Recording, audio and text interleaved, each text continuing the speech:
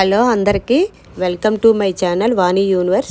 నా పేరు వాణి. నా ఈ ఛానల్లో కుకింగ్ వీడియోస్, ట్రిప్స్ కి సంబంధించిన వీడియోస్ ఇలాంటివి చాలానే రాబోతున్నాయి. ఈరోజు వీడియోలో గులాబ్ జామ్స్ ఎలా తయారు చేసుకోవాలి, అది కూడా కేవలం 10 నిమిషాల్లో. ఇంకా లాగ్ చేయకుండా వీడియోలోకి వెళ్ళిపోదాం రండి. ముందుగా ఒక గులాబ్ జామ్ ప్యాకెట్ తీసుకొని ఒక గిన్నెలో వేసుకోండి. దానిలో సరిపడినన్ని పాలు వేసుకుంటూ కలుపుకోండి.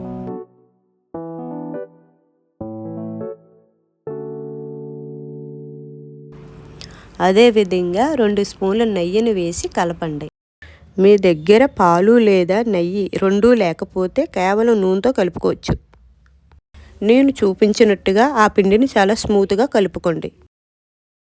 ఇక ఆ పిండిని 2 నిమిషాల పాటు పక్కన పెట్టుకోండి.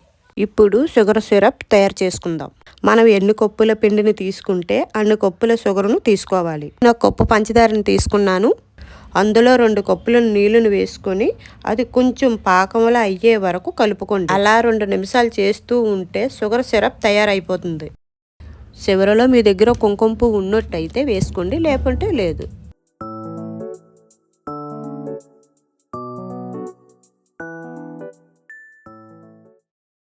ఇప్పుడు పక్కన పెట్టుకున్న పిండి ముద్దను చిన్న చిన్నగా వేరు చేసుకోండి.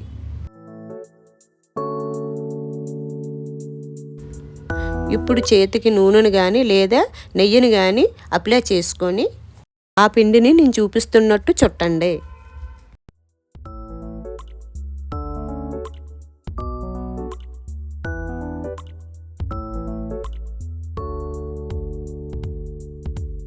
ఇప్పుడు ఒక కళాయి తీసుకొని నూనెను పోసుకొని మరిగే వరకు ఉంచండి.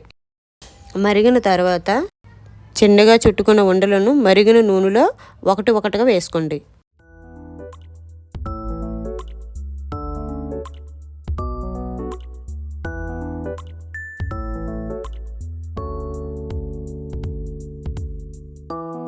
అవి కొంచెం గోల్డెన్ బ్రౌన్ రంగులోకి రాగానే స్టవ్ ఆఫ్ చేసి వాటిని తీసి ఒక ప్లేట్లో పెట్టుకొని నిమిషం పాటు ఉంచి మనం తయారు చేసుకున్న సిరప్లో వాటిని వేసుకోండి.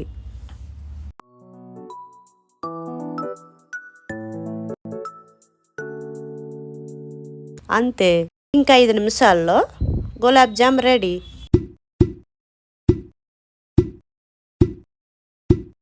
మీకు కావలసినన్ని గులాబ్ జాములు వేసుకొని డెకరేషన్ కోసం పైన బాదం లేదా పిస్తా జల్లుకోండి.